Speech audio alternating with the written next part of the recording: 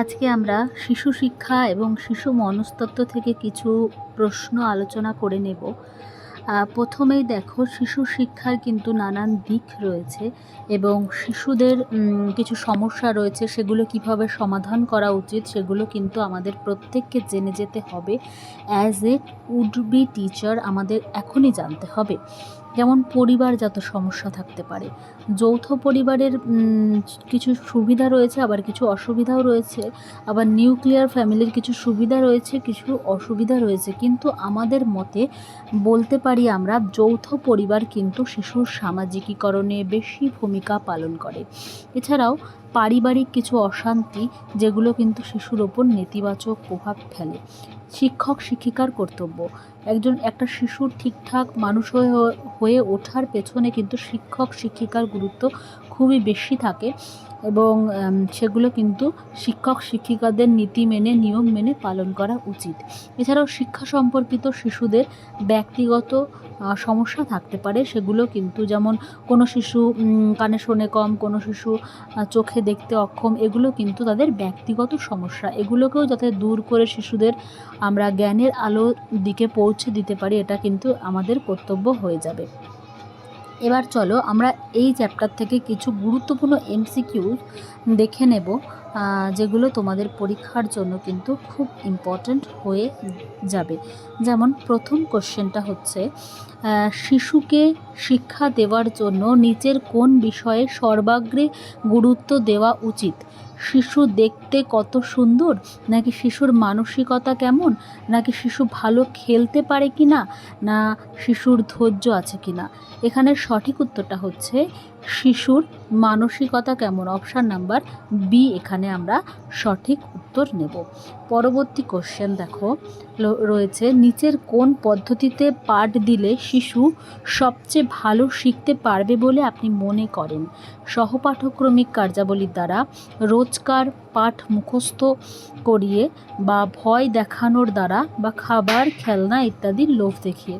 সঠিক উত্তরটা হচ্ছে যে সহপাঠ্যক্রমিক কার্যাবলীর দ্বারা। সঠিক উত্তরটা তাহলে কি? সঠিক উত্তরটা হচ্ছে সহপাঠক্রমিক কার্যাবলীর দ্বারা। এটা হচ্ছে অপশন নাম্বার এ।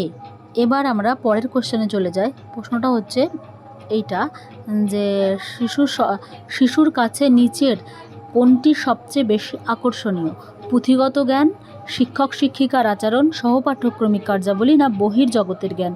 এই চারটেকে যদি কম্পেয়ার করা হয়, সঠিক উত্তরটা কিন্তু হয়ে যাবে যে বহির্জগতের জ্ঞান শিশুর কাছে সবচেয়ে আকর্ষণীয়। পরবর্তী কোশ্চেন হচ্ছে 4 নাম্বার, শিশু শিক্ষার 5 নাম্বার কোশ্চেনটা দেখো, বিদ্যালয়ে শিশুদের ইউনিফর্ম নির্দিষ্ট থাকে কেন? সঠিক উত্তরটা কি? ড্রেস যাতে নোংরা না হয়, ছাত্রছাত্রীদের ভেতর বিভেদ সৃষ্টি যেন না হয় এবং সংহতির মনোভাব গড়ে তোলা, সহজে খুঁজে পাওয়ার জন্য, নাকি কোনোটিই নয়? সঠিক উত্তরটা হবে ছাত্রছাত্রীদের মধ্যে যাতে বিভেদ সৃষ্টি না হয়, এই জন্য কিন্তু ছাত্রছাত্রীদের কি ইউনিফর্ম। সঠিক উত্তরটা হবে যে যাতে ওদের মধ্যে বিভেদ সৃষ্টি না হয়, এজন্য কিন্তু ইউনিফর্ম নির্বাচন করা হয়। পরবর্তী প্রশ্নে চলে আসি। পরবর্তী প্রশ্ন আমরা দেখব। তাহলে এই প্রশ্নের উত্তরটা হচ্ছে ছাত্রছাত্রীদের মধ্যে যাতে বিভেদ সৃষ্টি না হয়। সঠিক উত্তরটা আমরা দাগিয়ে দিই। দেখো, সঠিক উত্তরটা হচ্ছে ছাত্রছাত্রীদের মধ্যে যাতে বিভেদ সৃষ্টি না হয়। পরবর্তী প্রশ্নটা দেখে নিই। বিদ্যালয়ে শিশুর পাঠগ্রহণের সাথে সাথে নিম্নের কোন বিষয়টা ঘটে থাকে? বুদ্ধিমান হয়ে ওঠা, শিহরিত হওয়া, সামাজিকীকরণ ঘটা, আকর্ষিত হওয়া? সঠিক উত্তরটা কি হবে? সঠিক উত্তরটা হবে হচ্ছে সামাজিকীকরণ ঘটা। বিদ্যালয়ে শিশুর পাঠগ্রহণের সাথে সাথে সামাজিকীকরণ ঘটে থাকে। নেক্সট কোশ্চেন, যেটা তোমাদের হোমওয়ার্ক, সেটা হচ্ছে শিক্ষক শিক্ষিকার আচরণ বিদ্যালয়ের শিক্ষার্থীদের সামনে কেমন হওয়া উচিত? শিক্ষক শিক্ষিকার আচরণ বিদ্যালয়ের শিক্ষার্থীদের সামনে কেমন হওয়া উচিত? অনুকরণযোগ্য, অনুসরণযোগ্য, অনুকরণীয়, নাকি গুরুগম্ভীর? এটা তোমরা কমেন্টে জানাও প্রত্যেকে।